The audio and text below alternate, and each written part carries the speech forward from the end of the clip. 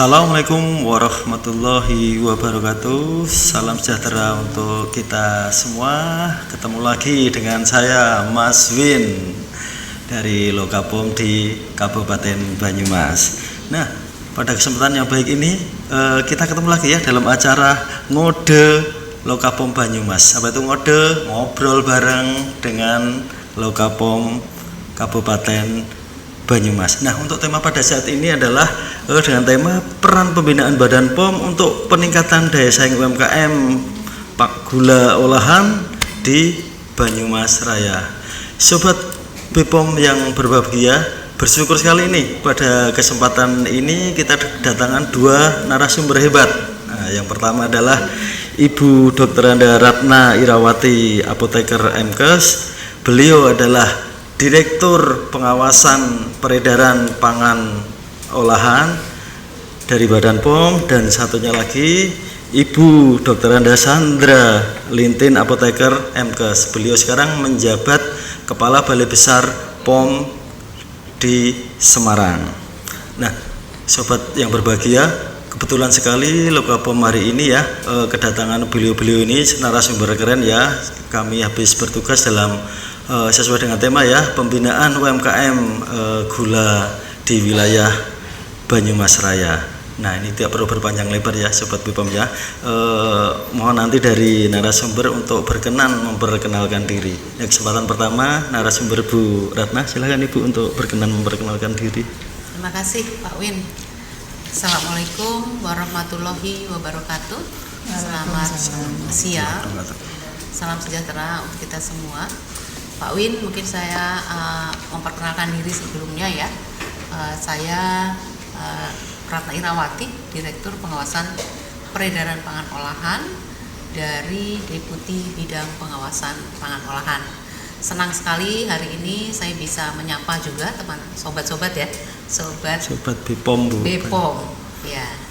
Terima kasih Pak Win. Untuk berikutnya silahkan Ibu Sandra untuk memperkenalkan diri. Ya, makasih Mas Win. Perkenalkan, saya Sandra Lintin, Kepala BPOM di Jawa Tengah, dan berbahagia sekali bisa bersama-sama dengan teman-teman dari Lokapom Banyumas pada hari ini setelah melaksanakan tugas di Cilacap, dan saat ini kita bisa bersama-sama di sini untuk kemudian berbincang-bincang khususnya di dalam topik yang dibawakan hari ini, bagaimana kita meningkatkan daya saing pangan olahan khususnya untuk produksi gula coklat sukrosa. Ya. Sobat-sobat sekalian, mari kita bersama-sama bisa menyimak ya. Ini ada dialog interaktifnya. Iya, betul. Oh ya, baik. Terima kasih. Wassalamualaikum warahmatullahi wabarakatuh. Waalaikumsalam warahmatullahi wabarakatuh. Nah, ini Bu, Lokapom Banyumas ini kan membawa 4 kabupaten nih, Kabupaten Banyumas, Kabupaten Cilacap, kemudian Kabupaten Purbalingga, dan Kabupaten Banjarnegara. Nah, 3 kabupaten ini termasuk 3 terbesar nih Bu penghasil gula ya, olahan gula merah ya, karena di sini kan sumber pohon kelapa nih Bu, termasuk 3 besar. Jadi potensi yang luar biasa sekali ya, yang harus kita garap ya, harus kita dampingi para pelaku usahanya agar nanti semakin berkembang gitu Bu. Nah, ini sebetulnya sendiri gula merah itu termasuk dalam kategori pangan jenis apa Bu? Dan kayaknya jenis-jenis gula itu kan ada banyak sekali ya, karena kita tahu ya di pasaran mungkin orang sobat BPOM semua kan pernah dengar ya yang namanya gula merah, gula aren, gula coklat ataupun gula coklat sukrosa. Nah, itu sama enggak Bu dari banyak nama tersebut? Silahkan dari Bu Direktur dulu untuk ya, terima kasih Mas Pak Win ya. Pak Win, jadi kalau untuk Badan POM ini kami memiliki satu direktorat, namanya Direktorat Standarisasi Pangan Olahan. Direktorat Standarisasi Pangan Olahan ini yang membuat ya konsep untuk kategori pangannya.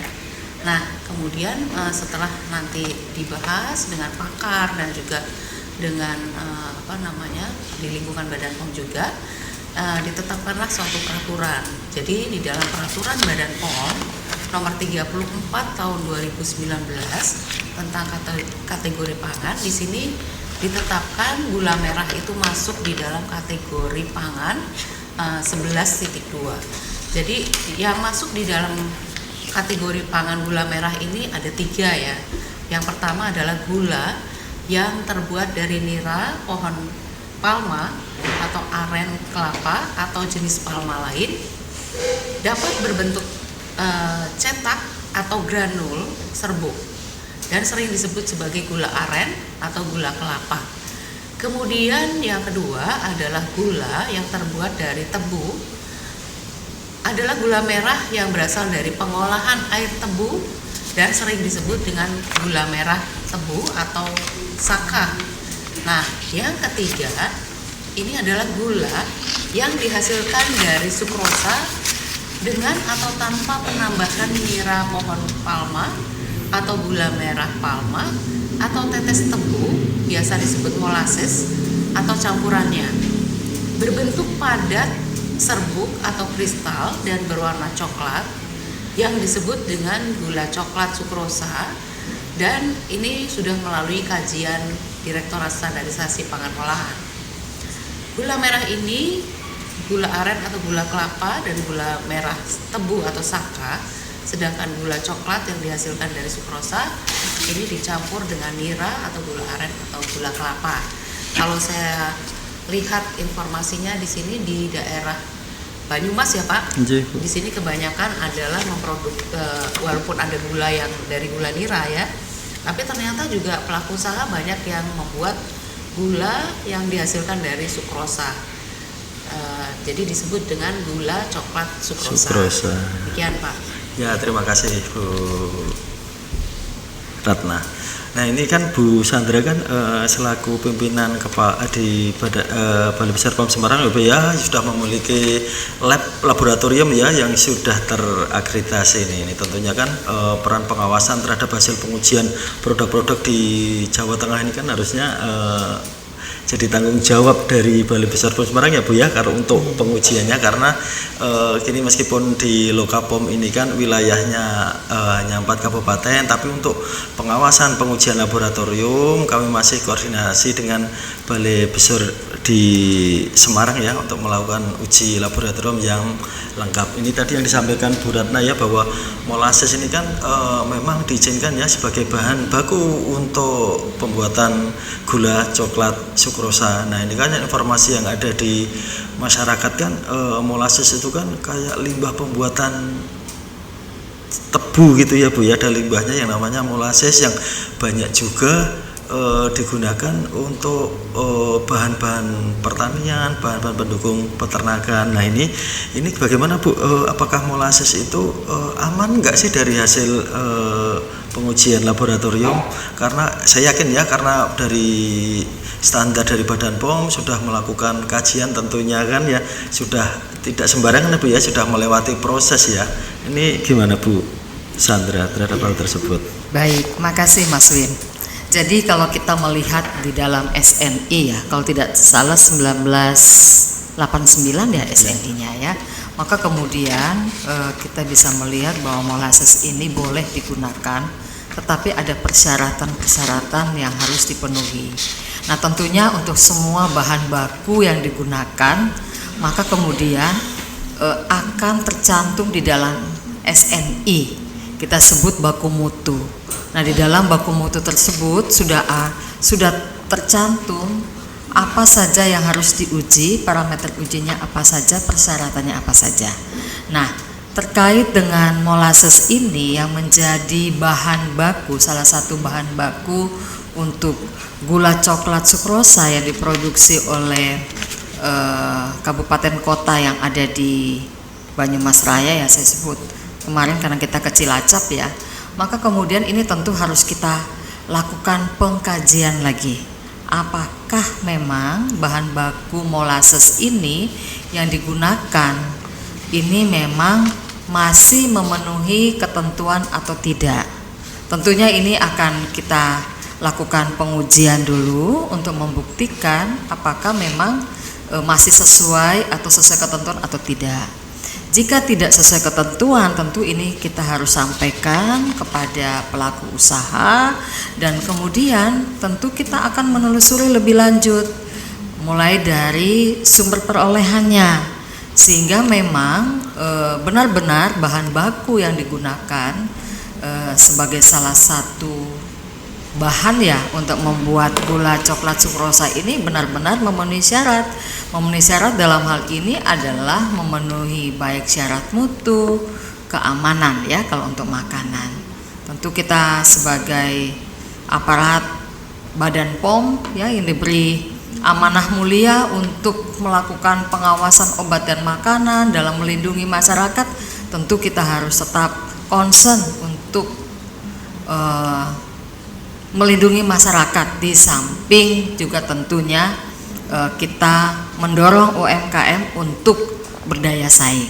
Mungkin begitu Mas Win? Iya, siap. Terima kasih Bu Chandra. Berarti intinya ya Bu ya, pelaku usaha ini harus tetap menjunjung tinggi keamanan pangan ya Bu ya untuk bahan bakunya ya. Jadi tidak hanya mencari bahan baku yang paling murah gitu ya yang digunakan ya.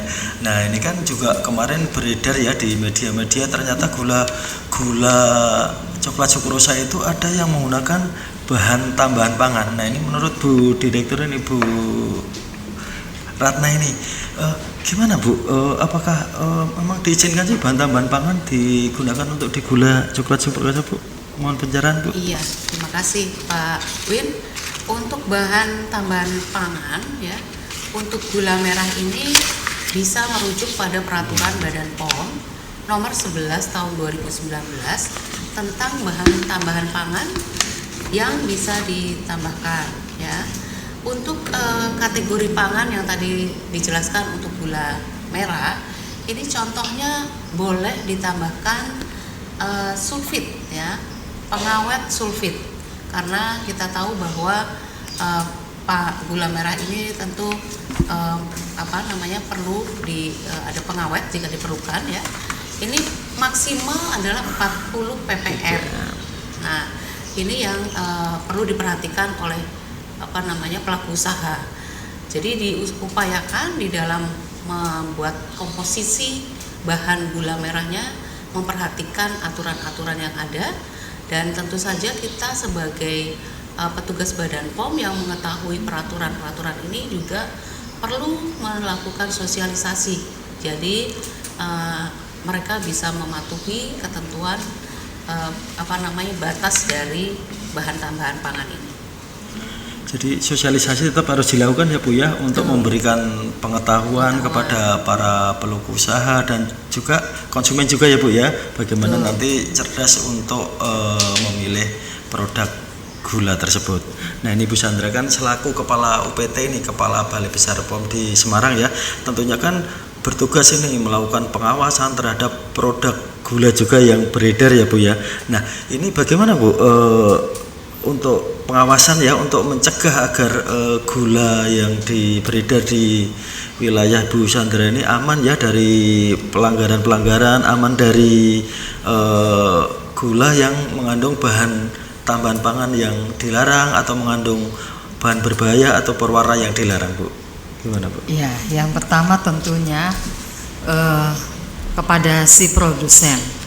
Ini kita harus selalu mendampingi, memberikan pencerahan bahwa mereka harus menggunakan bahan-bahan yang memenuhi ketentuan, baik bahan utama maupun bahan tambahan ya.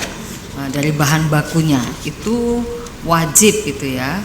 Ya, tentunya sebelum itu mereka juga harus memiliki izin usaha ya. Izin usaha dulu sehingga sudah diperkenankan bahwa mereka boleh melakukan usaha tertentu. Nah, terkait dengan produknya, maka tentunya produknya ini tadi saya sudah sampaikan, mulai dari bahan baku, proses pengolahannya, peralatan yang digunakan, ruangan produksinya harus memenuhi cara produksi pangan olahan yang baik ya. Itu menjadi ketentuan mutlak yang harus diikuti. Nah, setelah itu kita juga harus memberikan pencerahan kepada masyarakat sehingga bisa menjadi konsumen yang cerdas. Dalam hal ini adalah bahwa jangan selalu kita tergoda dengan makanan yang murah. Tentu kita sebagai konsumen ingin selalu mencari makanan yang murah, tetapi harus diingat harus sehat. Karena bahan-bahan berbahaya ataupun bahan tambahan pangan yang ditambahkan ke dalam ke dalam suatu produk boleh menambahkan bahan tambahan pangan seperti tadi disebutkan oleh Bu Ratna ya, tetapi harus memenuhi ketentuan. Ada yang tidak boleh melebihi ambang batas. Nah, ketika ini melebihi ambang batas ataupun ditambahkan bahan berbahaya, kadang-kadang kesulitan kita sebagai pengawas adalah sulit mengedukasi masyarakat karena dampak negatifnya tidak akut, tidak spontan. Kalau seseorang kemudian mengkonsumsi makanan yang mengandung bahan berbahaya, misalnya yang tadi disebutkan pewarna tekstil yang efeknya salah satunya menyebabkan kanker ya, ini kan tidak langsung, penyakit-penyakit ini tidak langsung terlihat, sehingga pelaku usaha ini masih merasa tenang-tenang karena konsumen yang mengkonsumsi toh tidak kelihatan dampak negatifnya. Nah, ini yang harus kita selalu mengedukasi masyarakat, karena makanan-makanan ditambahkan bahan berbahaya maupun juga menggunakan atau menambahkan bahan tambahan pangan yang melebihi ambang batas, maka risiko-risiko yang nanti ditimbulkannya terhadap kesehatan pada saat tertentu ya terakumulasi dan 3, 4 tahun, 5 tahun ke depan, maka kemudian ini sudah menyebabkan penyakit-penyakit yang sangat berbahaya. Kanker, gagal ginjal, gangguan pada hepar, dan gangguan pada organ-organ lainnya. Nah, inilah yang kemudian tugas kita, bagaimana kemudian yang pertama kita mendampingi pelaku usaha ya, sehingga mereka bisa memproduksi produknya pangan sesuai dengan cara produksi pangan olahan yang baik. Yang kedua adalah mengedukasi masyarakat.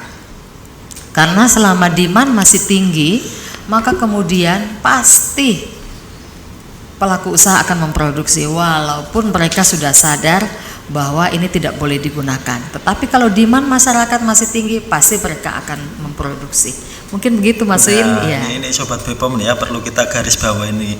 Nah, ini kan Badan POM sudah ya melakukan pengawasan pada sarana produksi maupun sarana distribusi agar produk pangan olahan ini kan aman dikonsumsi oleh masyarakat. Nah, yang kedua ini tadi yang penting juga edukasi kepada masyarakat. Jadi ya Sobat BPOM juga harus cerdas ya Bu dalam memilih produk pangan olahan, terutama gula, coklat, sukrosa ya. Nah, untuk cerdas memilih kan kita menggunakan prinsip itu ya Bu ya, cek klik, cek kemasan, cek label, cek izin edar, kemudian cek kadaluarsa yang sudah Sobat BPOM tentu pastinya kan sudah tahu ya. Ini kan kita fokus ke izin edar dulu atau ke I-nya dulu. Nah, ini Bu kalau kita lihat di pasaran ya, di pasaran kan memang masih belum banyak ya gula coklat sukrosa itu yang kemasannya bagus, yang belum ada yang memiliki izin edar ya, rata-rata apalagi di pasar-pasar tradisional. Nah, ini bagi Bu Direktur gimana sih kok sebenarnya perizinan untuk gula coklat sukrosa ini kok masih banyak sih ya yang ditemukan di pasar itu masih terbentuk gula yang curah ya, yang masih belum terkemas dengan baik, belum memiliki izin edar juga lah. Ini kan mungkin nanti Sobat BPOM-nya lebih cerdas lah gimana sih mendeteksi izin edar yang benar untuk gula coklat sukrosa ini. Silakan Bu Direktur. Terima kasih. Jadi Sobat BPOM, ini perlu diketahui ya kalau gula merah ini sebetulnya masuk ke dalam produk yang risiko rendah. Jadi sebetulnya ini diizinkan untuk mendapatkan izin edar berupa izin industri rumah tangga pangan ya. Dan ini harus diproduksi tentu di sarana yang sudah memiliki sertifikat produksi pangan industri rumah tangga atau SPP IRT, untuk kemudian nanti diajukan produknya untuk mendapatkan izin PIRT.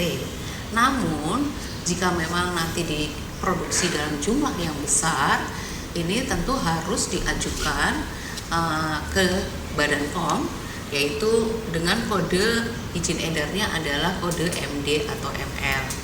Nah, sebetulnya sarana produksi ini jika memproduksi gula merah ini seharusnya mereka juga menempelkan paling tidak etiket ya atau label.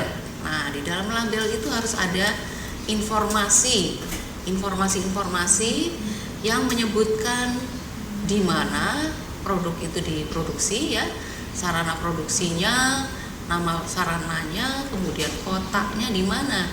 Artinya jika suatu ketika ada permasalahan pada produk, kita bisa tahu, bisa menelusur. Jadi permasalahan ini tidak menjadi makin luas begitu.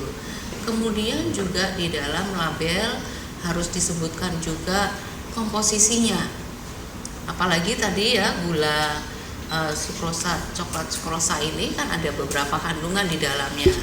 Jadi harus dijelaskan komposisinya apa dengan jumlah berapa. Jadi bukan asal campur gitu ya, campur enak. Nah, ini yang harus konsisten. Satu produk itu harus konsisten komposisinya. Kemudian di dalam label harus menyebutkan juga adalah izin edarnya. Tadi izin edar bisa izin industri rumah tangga pangan dan bisa MD ya. Itu harus dituliskan serta dicantumkan juga kadaluarsa, masa kadaluarsanya. Nah, saya kira itu Pak Win yang bisa untuk masyarakat ya, Sobat BPOM untuk bisa mengetahui. Sebisa mungkin ada masyarakat bisa menanyakan juga informasi dari produk ini gitu ya ke pedagang. Kalau nanti masyarakat sudah terbiasa seperti itu, nanti produsen saya kira juga mereka akan secara disiplin mencantumkan label pada produksi gula merah ini. Demikian. Nah, terima kasih Bu. Ini sobat BPOM ya, sudah jelas ya tadi sampaikan oleh Bu Ratna bahwa sebagai konsumen cerdas jangan milih yang murah, tapi pilihlah yang berkualitas. Salah satu wujud kualitas itu adalah produk tersebut sudah memiliki izin edar yang tertera dalam label, karena label itu penting ya Bu ya. Sebagai konsumen kan tidak bertemu langsung nih sama produsennya, tapi kan ada bahasa komunikasi ya antara produsen sama konsumen. Jadi ya itu yang ada pada label, bagaimana cara penggunaannya, kemudian komposisinya apa saja. Di situ juga ada izin edarnya juga yang nanti bisa dicek di aplikasi BPOM Mobile atau dicek di webnya Badan POM, kemudian atau bisa juga tanya di media sosial dari UPT Badan POM se-Indonesia. Nah, ini kan sesuai dengan program nasional ya Bu ya, bahwa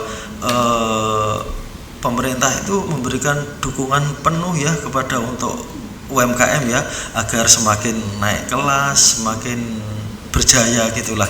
Karena kan terbukti 2,5 tahun pandemi kemarin UMKM Bu yang berjaya ya terhadap gempuran dari pandemi tersebut. Nah, ini terkait dari UMKM gula coklat sukrosa ini Bu, kan dari Badan POM sendiri wujud pendampingan terhadap UMKM tersebut seperti apa? Mungkin dari Bu Direktur dulu, dari kebijakan pusat seperti apa? Terima kasih. Iya. Untuk pembinaan Badan POM selalu sudah jelas ya di dalam kebijakannya adalah melakukan pendampingan kepada pelaku usaha. Ini penting untuk pertama di dalam perlindungan masyarakat, artinya masyarakat mendapatkan produk yang aman, bermutu begitu ya. Dan yang kedua tentu terkait dengan fairness ya. Fairness itu apa Mas Win? Artinya adil gitu ya. Adil. Nah, adil di dalam seluruh pelaku usaha ini, jangan sampai ada pelaku usaha yang dirugikan dengan yang satu patuh, yang satu tidak begitu. Nah, untuk itu Badan POM memberikan pembinaan melalui cara produksi pangan olahan yang baik, supaya pelaku usaha yang belum bisa mematuhi ini bisa memenuhi kaidah-kaidah cara produksi pangan olahan yang baik. Dan yang kedua, bagaimana mereka bisa mendaftarkan. kita tahu bahwa UMK ini adalah seringkali mereka ada kesulitan ya terkait dengan pendaftaran secara online, mereka gaptek begitu. Nah, tentu Badan POM harus melakukan pendampingan, terutama teman-teman yang langsung di lokasi, biasanya dari teman-teman lokal gitu. Demikian Pak. Baik, terima kasih. Gimana dari Bu Sandra? Ya. Pendampingan dari balai? Baik, jadi tentunya di Badan POM kita juga memiliki satu direktorat, yaitu Direktorat Standarisasi Pangan ya. Jadi untuk adanya kreativitas dari masyarakat atau pelaku usaha, maka kemudian ini dilakukan pengkajian. Tentu pengkajian ini bukan hanya dilakukan oleh pegawai Badan POM khususnya di Direktorat Standar, tetapi kami juga berkolaborasi dengan expert lainnya, tim ahli lainnya yang kemudian mengkaji. Seperti contohnya gula coklat sukrosa, ini adalah sesuatu tambahan ya dari hasil kajian yang tadinya belum ada, kemudian karena ini dibuat oleh masyarakat dan kemudian Lokapom mengusulkan untuk Direktorat Standarisasi Pangan ini melakukan kajian, sehingga kemudian setelah dilakukan kajian maka kemudian ini dimasukkan di dalam salah satu kategori pangan ya, dimasukkan dalam satu kategori pangan. Itulah kemudian bahwa Badan POM ini tidak stagnan ya. Jadi kita selalu mengikuti perkembangan zaman atau kreativitas yang dibuat oleh pelaku usaha. Tetapi yang paling penting adalah bahwa apa yang dilakukan oleh pelaku usaha ini tentu harus tetap memenuhi kaidah-kaidah ya, sesuai ketentuan bahwa keamanan, mutu dan khasiatnya ya. Nah, tentunya ini yang menjadi konsen itu yang pertama ya. Terkait dengan kreativitas yang dibuat oleh pelaku usaha itu akan disambut baik oleh Badan POM. Yang kedua tentu ketika melakukan produksi atau ingin mendapatkan nomor izin edar. Nah, tadi saya katakan bahwa ini harus memenuhi cara produksi pangan olahan yang baik. Maka kemudian pegawai BPOM dan tentunya khususnya Lokapom ya di Banyumas akan tetap mendampingi sobat-sobat semuanya ya, bagaimana kemudian bisa memperoleh cara produksi pangan olahan yang baik, sertifikat cara produksi pangan olahan yang baik ya. Tentu harus memenuhi kaidah-kaidah yang ada. Kemudian setelah itu maka tentunya sebelum produk ini diedarkan maka harus memiliki izin edar. Nah, ini pun didampingi oleh teman-teman BPOM ya, Lokapom mendampingi supaya kemudian izin edar ini bisa keluar ya, tentu melalui kajian. Nah, kemudian setelah itu jika produk ini ingin diekspor, maka kami juga sudah menyiapkan suatu tools atau keterangan-keterangan kita sebut kalau akan diekspor, maka surat keterangan ekspor. Maka itu juga akan bermohon ke Badan POM, ke Balai POM, ke Lokapom, dan kemudian akan dikeluarkan surat keterangan ekspor. Artinya produk ini dapat diekspor setelah melalui kajian ya. Jadi ini dan itu tidak tertutup bahwa hanya pada proses itu saja. Setiap saat pun kita punya unit layanan pengaduan konsumen. Kita punya unit yang akan selalu memberikan informasi dan bukan hanya tatap muka ya saya kira, tetapi juga melalui WA. Dan WA ini juga bukan hanya pada jam kerja, di luar jam kerja pun kami siap menerima, mendampingi, menjawab, memberikan informasi kepada konsumen yang ingin bertanya ataupun ada yang belum jelas. Mungkin begitu ya, Mas Win. Saya mungkin tambahkan sedikit ya. Tadi itu bahwa pangan ini kita bedakan juga bahwa tidak semua pangan yang beredar itu wajib memiliki izin edar. Jadi sudah ada ketentuannya yang wajib memiliki izin edar. Apakah izin edar itu dikeluarkan oleh Pemda Kabupaten Kota dalam bentuk PIRT ataupun MD oleh BPOM, itu jika makanan-makanan ini umur simpannya lebih dari 7 hari. Kalau di bawah 7 hari maka itu tidak wajib untuk mendapatkan izin edar ya, karena dia tahannya hanya sampai 7 hari. Namun mungkin pada kesempatan ini juga Mas Win saya menitipkan untuk makanan-makanan yang di bawah 7 hari hendaklah tetap dicantumkan tanggal expire ya, karena ini sebagai fungsi perlindungan kepada konsumen. Setiap konsumen mempunyai hak ya, hak yang sama, sehingga sebagai fungsi untuk perlindungan konsumen maka kami mintakan juga untuk produk-produk yang tidak wajib memiliki izin edar karena umur simpannya di bawah 7 hari, maka wajib ya atau kita himbau untuk mencantumkan tanggal expire. Mungkin itu Mas Win. Ya, tercerahkan sekali ya penjelasan dari kedua narasumber keren kita ini. Untuk closing statement ya dari Ibu Direktur dan Ibu Kepala Balai.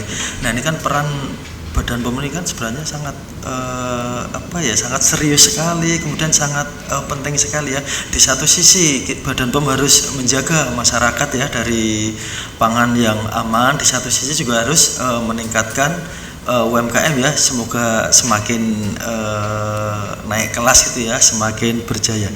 Nah, untuk closing statement Bu, untuk tugas berat kedua tersebut, silakan Bu Direktur. Iya, untuk saya cuma mengingatkan saja kepada Sobat BPOM ya, ini juga termasuk pelaku usaha ya, jangan takutlah sama Badan POM ini ya.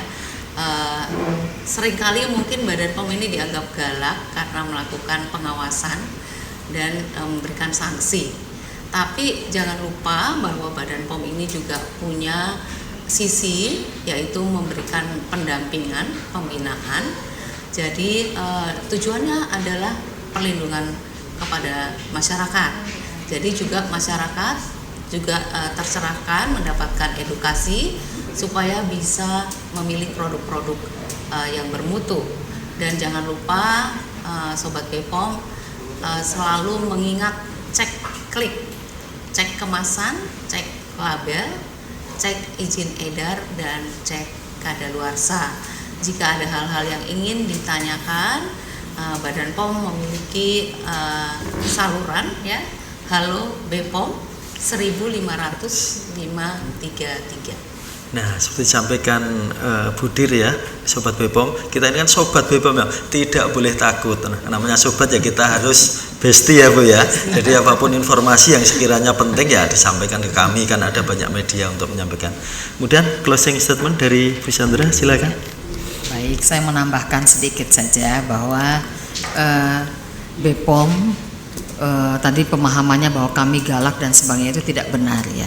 Jadi kalau dulu ada anggapan bahwa BPOM itu seperti polisi sipil, sekarang tidak.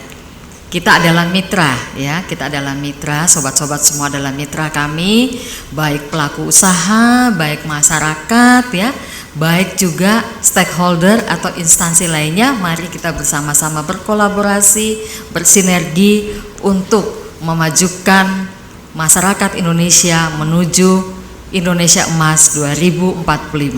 Terima kasih. Nah, ini enaknya jadi moderator gini, tidak perlu menyimpulkan karena isinya sudah daging semua ya, singkat, padat, jelas dan mencerahkan. Terima kasih Sobat BPOM, terima kasih juga kepada narasumber yang hebat-hebat ini, dari Ibu Direktur, Ibu Ratna, kemudian Ibu Kepala Balai, Ibu Sandra, sudah mau mengeluangkan waktu ya. Meskipun kita tahu semua beliau itu jadwalnya sangat luar biasa padat, tapi masih meluangkan waktu untuk ngobrol bareng dengan Lokapom di Banyumas. Semoga ya Bu ya, yang disampaikan ibu-ibu narasumber keren ini memberikan manfaat untuk kita semua, untuk Sobat BPOM dan Sobat BPOM bisa menyebarluaskan informasi yang didapat pada hari ini agar memberikan manfaat yang lebih luas lagi kepada masyarakat, setidaknya kepada circle kita, kepada keluarga kita. Demikian mudah-mudahan yang disampaikan ibu-ibu narasumber ini memberikan manfaat untuk kita semua dan tercatat sebagai ladang ibadah ya ibu narasumber yang nanti akan bermanfaat di kehidupan selanjutnya. Baik Sobat BPOM semua, karena waktu juga yang terbatas, kami harus mohon pamit. Sebelumnya kami mohon maaf Bu pada ibu-ibu narasumber, pada sobat BPOM.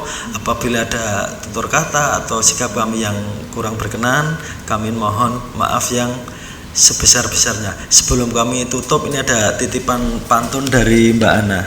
Menuju Semarang setelah dari Surabaya, Badan POM datang, UMKM gula semakin berjaya. Billahi taufik wal hidayah. Assalamualaikum warahmatullahi wabarakatuh. Salam sejahtera untuk kita semua. Terima kasih Ibu narasumber.